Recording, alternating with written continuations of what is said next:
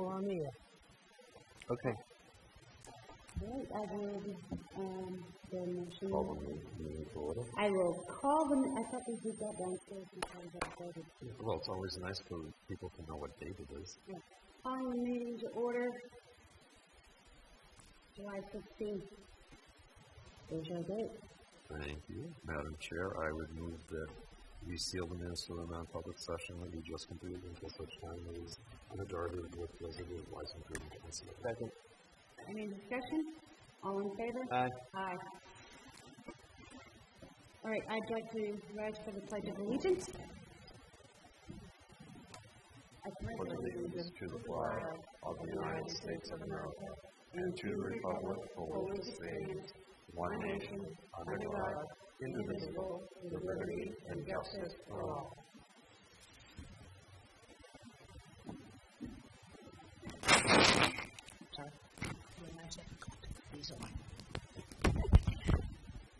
All right, so our next item, scheduled business. Is there an update on the sprinkler system? I spoke with the construction manager today, and he is still awaiting for a design plan. He's hoping they will be ready sometime within the next few weeks. Because, there were people on vacation, and that's holding things up. All right, I think we need to request that he reach out and he gets a definitive date for when these plans are going to be completed, because this is holding us up. Can we get an update on the ADA timing, please? So, and while we're talking about fire rescue station, we also want to make sure that we do have all of the ADA signs that we need to have installed. So when do you want those installed by? It should have been like 2 months ago. Let's not say should have. Right. Yeah, but we should have a date. Well, yeah, and time was of the essence back in May. It's now July. And not even time is now critical. So I would say by August 1st is being reasonable for getting the signs and getting them installed, would you? Absolutely. All right, so I think the board is in a general consensus that get those ADA signs installed at the fire station by August 1st. Is that the construction manager or the fire department? Which one? I think it's part of the project. I'm not 100% sure. But Yeah, if the construction manager wants to give them to the chief to have him do it, or I just get it done. I don't care who does it as long as it gets done. So our next item, police station.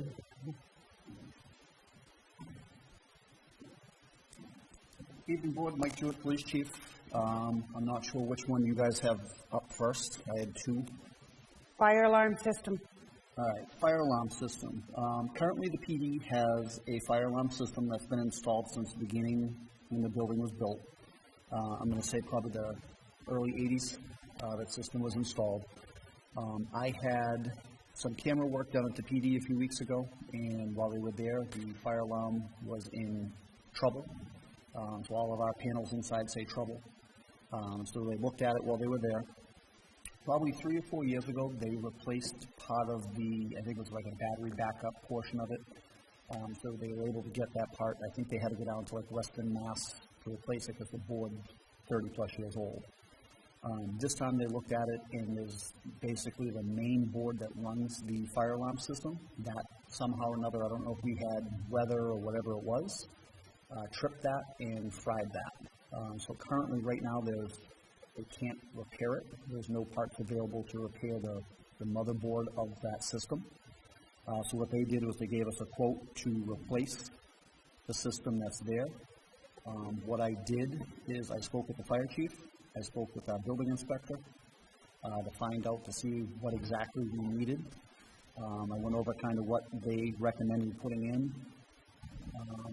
One of the things that we do not have currently is an annunciator for the fire department to be able to access the fire panel. The fire panel right now is inside the chief's office, inside of a closet. So if the fire alarm goes off at 3 o'clock on a Sunday afternoon and I'm not in, my officers don't have access to the fire panel. I'd have to come in, open my door to get in, to go let the fire department in, or they could use force to get in, I guess, if they needed to, but that's just another issue. So by putting an annunciator in, that would give the fire department access to the system. The system that they quoted out is basically the same exact system that is inside the fire station now, same brand, with the same annunciator. They gave me a quote of $3,718.40 to put that in. The other difference with this system is that the annunciator and currently the system, the fire alarm system that was in there that was working prior, was working off of our alarm system. And I guess the code requires it to have a radio and dial out on its own, so it's not requiring, a phone line or tying up something else. So that's also included in there, and that was the $552 per year for monitoring through the system. So that would put the system back into where it should be. Okay, we have a quote from one company here. We have a quote from the one company that has been working on our camera systems, fire alarm systems in both the fire department and the police department. They're the ones that have been doing they've been working the system. They know the system. Right, but if we're replacing the system, which it sounds like we are doing, right? This is not working on a system that they are familiar with and what's been done, et cetera. This is a new system, which to me says we've got a spec, so to speak, of what we need, and I think we should go out to bid You guys can have somebody do that, or absolutely. get a additional quote. Yeah. You know what I'm saying? Yep, that's fine. Well, that is the town policy. It is over. Yep, that's fine. We can move on to the, Yeah. Can I just ask, rather than advertise, can he call around and get Oh yeah, I mean, speed it up a little? I'm not talking about going out for an official RFP. I am just saying that we just need, hey, if I send you these, can you tell me the cost? no, I'll send out to 25 companies, I don't care. We can move on to the next item. Okay, our next item is quote for repairing garage doors. So you guys, I'm not sure if there's both of them that are in there. There's one for the garage door the other night at 11 o'clock broke. They couldn't get the cruisers out of the building. Luckily enough, we had one car out that we could use. The company came out, found that they came out in the morning, found out that the springs on the door are broken. They were able to temporarily fix it. They gave us a quote to fix the 4 springs that are on the door for $1,670. I've also reached out to Newton Garage Door and Glass to see if he could give me a price on that. He was on vacation. He was going to try to come in and give us a price on that. If that's something else you want to put on, go out to bid, I'm just going to leave it. No, this is under the bid requirement. So that's not a requirement. If you want to give the other company an opportunity, we can entertain a motion to expect not to exceed the amount of this invoice, and then that way, if he does come in lower. I will make I will move to. Hold on. So to answer Larry's question, what he was asking, it's $1,670, but when they already came out the first time, they're charging us $450 temporarily. That's already done though. Yeah. Okay, Yeah. so we'll do 1,600. Okay. That's why it was higher. And sure, I would move to authorize the police chief to spend an amount not to exceed $1,670 to repair the 4 remaining door springs on the overhead doors. And to get the quote from. Well, no. This just covers, so not to exceed. Okay. Okay, for the discussion part, since we didn't specify who the purchase is being made from, just the amount. So does that include the $450 for them to come out? No, No, that's a separate. We have to pay that anyway. that's a separate invoice. Just want to make sure you're aware. Yep, that's a separate That's invoice. going to come out of general fund? Yeah, general building or From the something. government, we can probably take both out of there. Of course, Chief, if you came in and said, now I got the whole thing done for $1,200 3D. Oh, even better. Yes. So, all in favor? Aye. Aye. Thank you. And that was an easy one. Now, we don't need to authorize the $450, that's just a regular bill that he puts through. Pay that. Yeah, They so already we're not, came out. yep, so we're good with that. All right, Do we want to do the, I think that's all we have for him, right? Thank you. Yep, so thank you very much, Chief. thank you, Chief. Good night. All right, so our next item is Central Fire Station zoning option. So right now, it is zoned as a non-conforming residential lot Our fire department that we're selling is a non-conforming residential. Right. Residential A. Okay. So this is just put out there in case. We may want to, if we want to get it rezoned as commercial, we may need to go to the Board of Appeals. That would require an application to ZBA to rezone it. It's not happening now, it's just, I want to put it in, put the seed in there, just in case we have to do that. What are we advertising it as? 500,000 No, No. What type of property? residential, we're advertising it as residential. non-conforming. However, once the town no longer owns it, it cannot remain non-conforming unless they use the same building. Exactly. Because if they were to tear that building down to build something else, then it would have to conform. So this is why I'm giving you this little seed, that we, to get that price, we may have to go to the ZBA to get it. I believe the pricing was based on it being commercial, Yes, because commercial property on 108 would be worth more than agreed. So, Jim, just a quick question. In the past, haven't we always done a warrant article for rezoning? I don't think the Board of No, Appeals. actually, I'm thinking of the people that have come.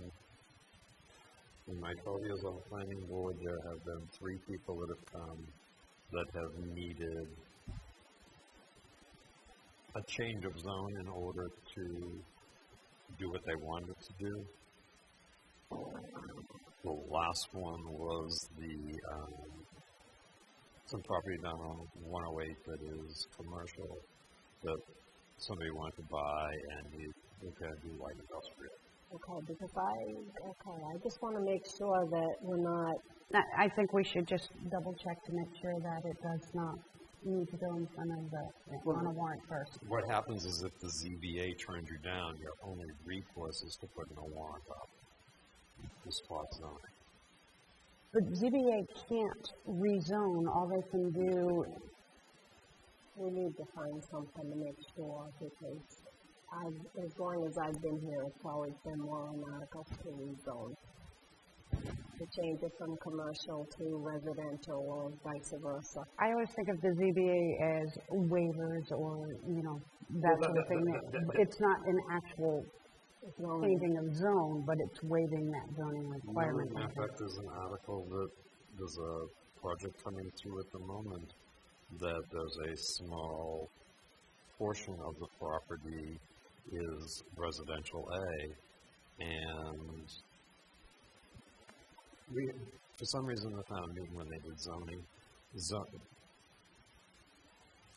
On Heath Street, there's a small section of residential B, and it runs right through the middle of a lot that was recently subdivided. However, they only plan on putting residential A property on there.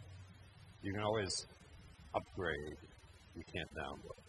I think it's the other way around. I believe you can downgrade, but you can't upgrade. No, you can build a residential A house anywhere in town. Right, but if it's a residential B, you can go down to a residential A, but you can't if it's A to B. I consider A to be an upgrade, because that's a single family unit. Yeah. Okay. Residential B is for duplexes. Yeah, Yeah, so B is an upgrade over A. right. Just like commercial would be an upgrade over in the B. planning board, we discuss it the other way around. Yes, So but you we're could- not the planning board. Well, put it this way, you could put a residential A Anyway, anywhere in town. Right. However, this is, the idea that we're listing this as potentially as non-conforming commercial, we have to be really careful because they could buy it, come before the town, and the ZBA could deny it. But the ZBA has never approved a zone change. Which is all the more reason to determine whether or not it's within their power to do so, which we can find in an RSA. And if so, it would be prudent of us I have the book right out there. It would be prudent of us to seek to get in front of the ZBA ahead of time. Then we're just For the zoning. seed for tonight. We don't have to make that Yeah. decision. I'm just saying that we would, if we have the RSA that shows they have the authority, then I do think in order for us to make any sale go smoothly, to have its own residential, commercial, or however you want. But yeah, that's why I'm just thinking we need to do it as quickly as possible. So I'll have, you will take on looking up the RSA for us and sending it to the rest of the board. I'll do it Thursday, Nancy. All right, and then we can pick up on it at our next meeting to determine whether or not we need to go in front of the ZBA and what we need to do. Until the end of August. Okay, so when I spoke to the realtor, she said, don't do anything. Just let them know that we may have to. If the buyer comes in and wants it commercial, we may have to. A buyer may come in and want to do it residential. But if it's residential commercial, they can still do residential. Yeah, right, but they wouldn't be able to use it as commercial unless it was... Exactly. So having it upgraded to commercial, they can still build residential. If we're selling it as commercial, you want to be able to have that zone. Because they won't buy it if they can't have a business. However, I do agree, we don't necessarily, but our ZBA, which they may not be aware, only meets once a month. Yep. So any interested buyer may not be, and just because you get in front of them, it's going to take... Doesn't mean that you're going to get approval. Exactly. So it could take a few months just to even find out whether or not it gets approved. Okay. So you want it on the August 20th agenda? Is that what you're saying? Yeah, we should know by then. I mean, I know it's on the market. I saw the for sale sign, so I want us to be as proactive, as we can be. That's why I was just putting it out there for you. Appreciate it. Okay, so that's the end of Central Fire Station. Next is lifeguards, the working hours. Now, when it originally came to us, we hired them with the up to 24 hours. We can go higher. Since we only have 3 lifeguards, it's making it very difficult to staff for the everyday shift that they're looking to cover and have 2 lifeguards, which they were not aware of when they hired 3. So we would like to be able to increase the maximum number of hours that the lifeguards can work. That will allow us to have one cover for another one if they're sick or vacation or whatever. I forget what we want to, I think 32 is right, 32? I don't think it has to be that high, but normally they work 12 to 4 or 2 to 6, so it's what, a 4-hour day? 12 to 4? 10 to 6. 10 to 6 is an 8-hour day. But what they're not doing every day, Monday, Tuesdays off, but they're just thinking if somebody calls in sick, the other 2 can pick up that shift. So I think if we gave them up to 32 hours, it doesn't mean they have to work 32 hours, but it gives the supervisor the... Scheduling flexibility. Yes, exactly. So I would entertain a motion. Madam Chair, I would move that we allow the lifeguards to work up to 32 hours per week. Second. Okay. Any further discussion? All in favor? Aye. Aye. That's unanimous. All right, our next item, quote to move the firefighters memorial. All right, so I got a quote to have that one moved to the new fire station. I believe it was $1,090. And in talking to the construction manager / road agent / tree warden, Mike Rivera, he has offered to do it at no cost to the town. And this is why I like our road agent / tree warden / construction manager. So I would suggest we keep this on the back burner, and hopefully Mike can get to it sooner than later. So I would like to express the board's gratitude to our road agent for his generosity in volunteering to move this for us. That's definitely a second. All right, our next item, RFP for 2019-2020 oil and propane. Now, is this just the RFP, or is Yes, this? this is just the RFP that I just wanted to review before we send it out. Yeah, I just wanted to make sure I wasn't missing anything, such as the responses. We did increase the amount of oil and the amount of propane. And this is based on the half-a-year usage at the new fire station? Yeah, Tim and I went through the figures and we realized that we needed to really increase. Okay, and so you guesstimated the last half, extended it for a year to get last year, September to December, and then what we had this year from January to May, and combined them, and this is what we came up with for the soap. Okay, and you're confident that it's going to put us at least close to what we anticipate for usage. So we're not going to have a high overage. Right. Even if it did, if you don't pay for what you don't use. Right. No. I mean, we're not going to use more than what we. Sorry. I thought you meant. No. Well, it depends. If they leave the garage doors wide open, it's going to keep running. So we got to make sure that they're trying to help us here. That's So the only concern. That is an encouraging thought. Well, that's what was brought up the last time around. Chief told us. yeah, but I can understand it at the old station because of the exact. The new station, because he said with the AC and the heating, the propane, they sometimes leave the doors open. Why do they sometimes leave it? Just saying, we need to make sure they don't. Yeah, those doors are to remain closed if heat is on or AC is on. If neither of them is on and they're relying on Mother Nature, that's fine, open the doors. So that, we're not going to guarantee the numbers we came up with. Oh, no, I said confidence. We are confident. Okay, I'm not asking for guarantees, I'm asking for confidence. If it was up to us, we'd make sure. We're not down there. We don't know. Okay, do we need a motion to send out an RFP? We just need to authorize, right? Yeah, so Diane, go ahead and send the RFP out, please. All right, our next item, quote for Greenie Park irrigation repairs. We get this a lot, don't we? Every year it seems like we have more irrigation repairs. Well, yeah, and that's just normal wear and tear, and horses and stuff running over them.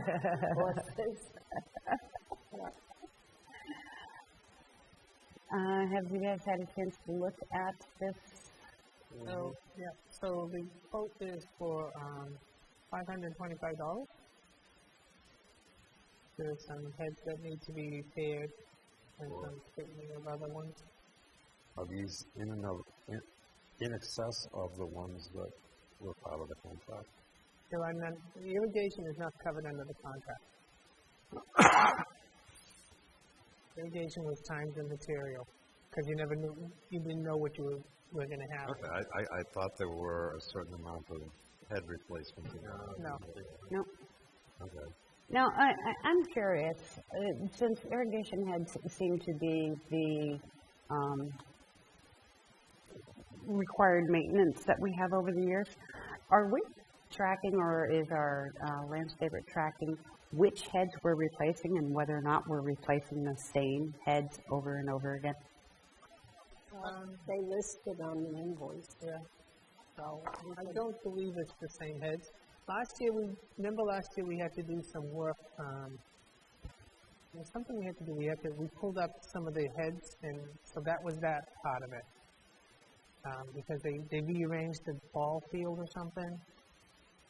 Yeah, so I would just like to see if we could get a little research into what heads have been replaced, say, in the last 5 years, and whether or not, because I really do want to know, are we replacing the same head? Well, it's not the same company, though, is it? Yeah, it is. Yes. For the last 5 years? In the last 3 years. What if we are? I mean, there's certain areas that I think are being maybe But this way, it'd be nice to receive information. Are the heads not going down and they're getting mowed over? No, they wouldn't be mowed over. It's not, they're The point is, if we're replacing the same heads over and over again, and not all the heads, then there's something either about placement or installation, or, in placement I mean maybe they're in a bad location and the baseball runners are running into it or something. But it would be nice to know, to be able to say, okay, these are the ones that keep getting replaced. Why do they have to be replaced more often than the others? What is it about them that require more frequent replacement? And how far back do you want to go? Just the last 5 years. I don't have any information for the last 5 years. I can give you what I started here with this company. Right, but we may have it on other invoices that we can go back to. Probably not the same. Well, they might tell us the number, they may not tell us the location. We'll do what we can. Yep, exactly. Just pull what you can for me. Thank you. But in the meantime, these obviously need to be replaced. So, Make a motion to fix the sprinkler heads at Green Park for the amount of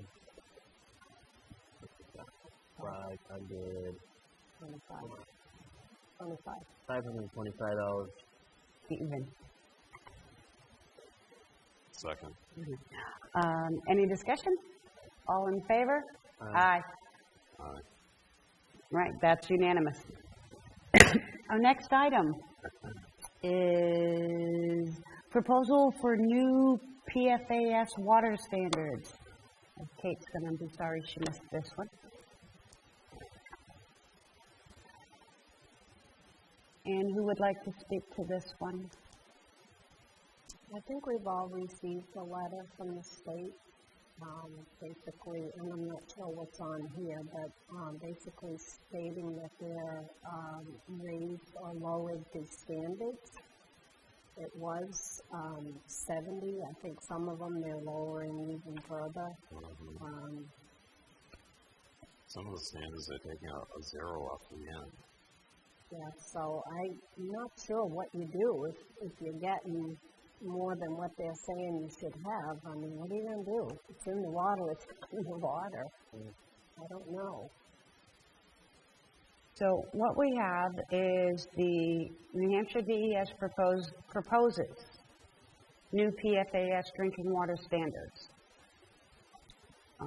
They filed final rulemaking proposal to establish maximum contaminant levels, drinking water standards, and ambient groundwater quality standards for 4-per and polyfluoroalkyl substances, PFAS, and PFNA, and PFHXS, to ensure greater protection of public health relating to the consumption of drinking water. Rulemaking proposal was filed today with the New Hampshire Joint Legislative Committee on Administrative Rules for consideration at their July 18, 2019 meeting, which means in 2 days it will be considered. If approved, the new rules are scheduled to become effective on October 1, 2019. Using the most recent and best science available, NHES is proposing the following drinking water standards that are protective for the most sensitive populations over a lifetime of exposure. I'm not going to read through all of these. I think what is important is that any resident who is concerned about any PFAS, PFOS, PFHXS, and PFNA then they can reach out to NHDES after the 18th and find out whether or not this proposal passed and if they need to do anything about it. So this is more informational for the residents than any actions we need to take. Anyone want to add anything to that, or? I think most people out there have absolutely, you lost them about 20 words ago with their eyes closed over. It's one of those things that, quite honestly, I believe in good, clean, safe drinking water. I believe some of our standards are becoming reduced beyond natural limits. Just so you know, they've been testing, but didn't really have standards. Now they're at least coming up with standards, so, yeah. Yep, and that's why I said, any residents concerned about their water, they can reach out to NHDES and Correct. The place that this is most effective has been the school district. When we did like the additions to the elementary schools, when we did the addition to the middle school, when we built the new high school, the standards were all much lower, and the standards were much higher, and as they've been dropping lower and lower, we found that some of our water supplies are not meeting the standards anymore. When last year, water that was acceptable to drink last year is no longer acceptable. all right, so that's enough time on that one. Is there something that's on the website? You didn't put this letter on the website, right? I don't remember if I did or not. Because there are links that people can go to. Yeah, Diane, it's a good idea. If you could, I think I did, that's what I'm thinking. okay, and just double check, and if not, go ahead and put it on there. So it's good, helpful links, I think we call it, or something like that. So, all right, our next item, grant award, local emergency operation plans. I'm guessing this is something Larry can speak to.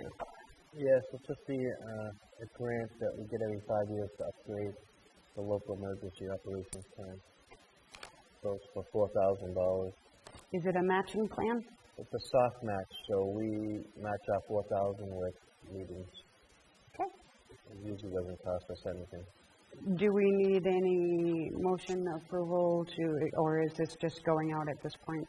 There's no paperwork for her to sign, right? It hasn't come through yet. Okay, so it's just a heads up that it's coming our way? Yeah. Yeah, nothing needs to be signed for until we have a chairman. All right, our next item, moving the flagpole from Central Fire Station to Town Hall. Okay, so, I had a thought, maybe this was a bad thought, I don't know, but there's sentimentality attached to the flagpole at the Central Fire Station. It was dedicated to Fire Chief Dave Baker. So I've been inquiring what it would take to move that pole to replace the one that's out here in the front of the town hall, because that one is rotted at the base. And I've gotten a quote that you have on the line there. So to move the flagpole, which really isn't a flagpole, we found out, it's a utility pole that was converted. And you need a ladder to get up to the cleat to release the flag. This is the one out front. No, the one at the fire station. The fire station. The old fire station. I thought that was aluminum. No. It's aluminum, yes. Is it? Yeah, the one at the old fire station is aluminum, but it's a utility pole. Utility Oh, pole. okay. Not a flagpole. Right. Okay, that I didn't know. So, and if you wanted to just move it from one location to the other, it was $2,600. Okay, well, hang on to your seats. They recommended that you would, for less money, you would buy a fiberglass one that's 30 feet high. They will install it, and then you can rededicate it to Dave, and that was $2,578. If you want to go higher to a 35-foot one, it was $3,200, and that's installed. There are no other companies that I can find that do flagpoles. Who did the one at the news station? Pardon me? Did the one at the new I don't know station? who did that one. No, I don't know I if know, Mike put it if I in asked or- the bank, I know the bank did, but I don't know if they purchased it or I believe the bank they paid. took care of they everything. paid for it, but did they pick it out or did the chief pick it out? I'm not sure. That we can find out. Yeah. And I'm sure we could find out from the bank Find who from they the got it bank, from, Yeah. Because I'm guessing. because that seems a little Yeah, well, steep. well, actually, when I spoke to Mike about it, he said that's about the right price. Now, on option 2 and 3 here, does that include the removal of the flagpole here? Yeah, Okay, because it's not listed. yeah. And the one that's here really needs to come down before winter because it's rotted right through. And I don't want it to fall somewhere and hurt, Well, yeah, you know, something. Okay, so we still have a little time. I'd appreciate it if you could check and see whether or not it was the same company you spoke to, or maybe they went through a different company, where there was the idea of potentially purchasing a new pole and rededicating, just inquiring about, hey, Google flagpole and And they've done that. okay, just checking. One other thing on there, I do have 2 letters there that I didn't know if you wanted to send a letter to Mrs. Baker, the chief's wife. I have one there. I have one that if you wanted to keep the old pole and move it, and I have another one that says you're going to dedicate a new flagpole. We don't know which way we're going yet. Right. So I did have those 2 letters for you. So another thing to consider. They're very nicely written, but until we make up our mind on exactly what to do, Okay. that'll So- predicate what. We can change the date. I don't know. Yeah, because we can't send a letter out until we know what we're actually doing. I'm just like, we have those thoughts. Yep, and we did see those. Very organized, this one. I see that. Well, she doesn't want to have to get signatures twice. All right, so we'll get some more information on that for our next meeting. The next item is fire department resignation. Madam Chairman, And did we get a letter for that? It's an email that he sent to me. Madam Chairman, I would There's an email from her.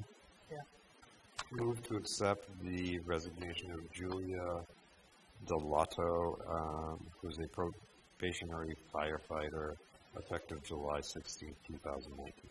Second. All right, any discussion? All in favor? Aye.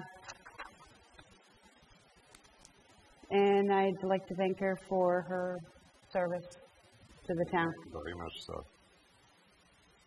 Now, other business. You want to do the minutes? Yes. Okay, Madam Chair, I would move to sign the vendor manifest dated 7/16/2019 in the amount of $63,539.95. Second. Any discussion? All in favor? Aye. Madam Chair, I would move to sign the appointment for Margaret Connors to a 3-year term to expire in 2022 as alternative member to the Recreation Commission. Second. Any discussion? All in favor? Aye.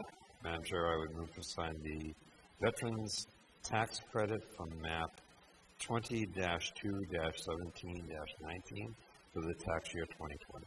Second. I think it's map 8, not 20. Sorry, MAP 8-2-17-9. Okay. So second. All right. Any discussion? All in favor? Aye. Aye.